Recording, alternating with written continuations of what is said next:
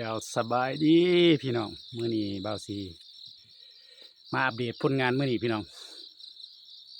ว่ามันสิได้หลายส่ำใดได้ปลามื้อนี้พี่น้องบรรยากาศยามเช้าประมาณนี้ละเบิ่งกันเลยพี่น้องได้อยู่ประมาณ50-60โลนี่แหละ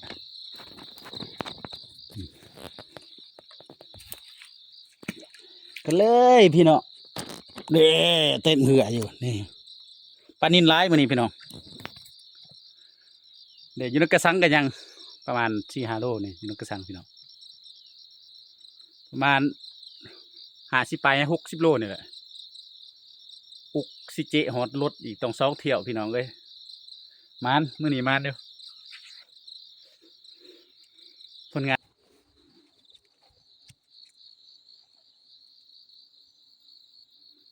ตัวเมืองว่าจักโลพี่น้องมื้อนี้2ประมาณ50 โล60 โลนี่แหละพี่น้องเอ้ยประมาณเท่านี้แหละ